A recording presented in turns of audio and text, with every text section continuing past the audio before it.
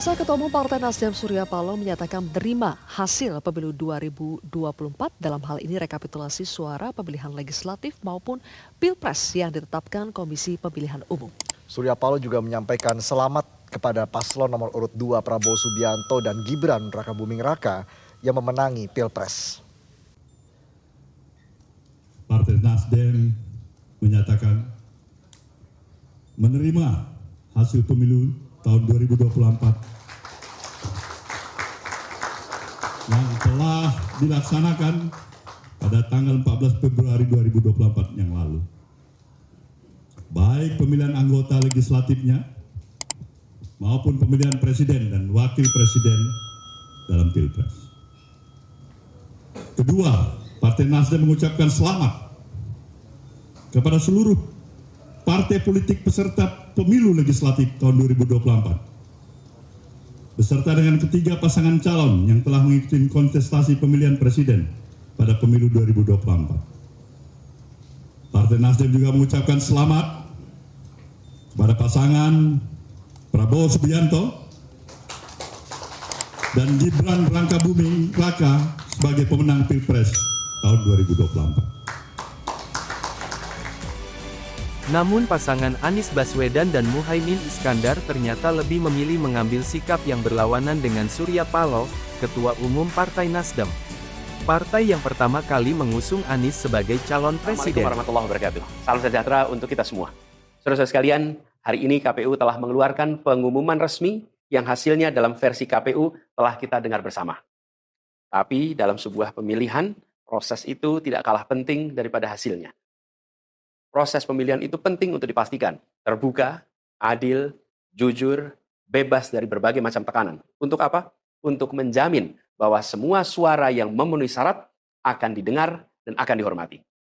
Proses pemilihan ini penting untuk dijaga agar memastikan legitimasi, kepercayaan, dan inklusivitas dalam hasilnya. Tanpa proses yang kredibel, legitimasi calon yang terpilih atau legitimasi keputusan bisa menyebabkan keraguan. Maka menjaga integritas pemilihan adalah fundamental untuk kelangsungan demokrasi dan untuk terpenuhinya aspirasi masyarakat secara keseluruhan. Atas dasar itu, izinkan kami menyampaikan pernyataan untuk menanggapi proses pemilu yang sejak awal hingga saat ini.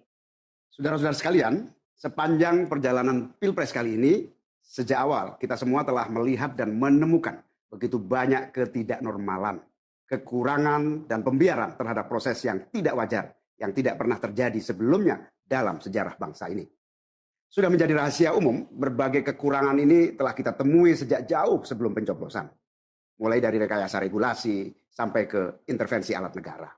Dan semua ini telah menjadi catatan media serta jadi catatan publik.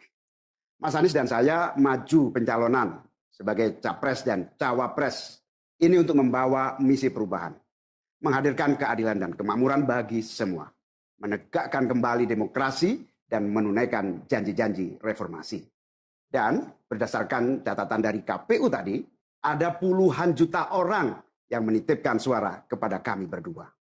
Maka demi memperjuangkan suara mereka yang percaya pada perubahan dan tetap teguh hingga akhir, kami memutuskan meminta tim hukum Timnas Amin untuk maju ke Mahkamah Konstitusi dan menyampaikan kepada majelis hakim serta publik luas tentang berbagai kekurangan dan penyimpangan yang telah terjadi selama proses Pilpres kali ini. Terlalu banyak temuan-temuan tentang proses demokrasi yang tidak berintegritas ini yang telah dikumpulkan oleh tim hukum Timnas Amin. Semua ini nanti akan disampaikan oleh tim hukum kepada Mahkamah Konstitusi. Kami mempercayakan sepenuhnya proses ini kepada tim hukum yang dipimpin oleh Saudara Ari Yusuf Amir. Dan tentu dikawal dan didukung sepenuhnya oleh tim Amin di bawah kepemimpinan Kapten Muhammad Saugi. Kami menyuruhkan kepada seluruh relawan dan pendukung, mari kita dukung sepenuhnya tim hukum berjuang di jalan konstitusional yang telah tersedia secara sah. Dan kita semua akan terus menjaga etika demokrasi, menjaga suasana kedamaian dan persatuan.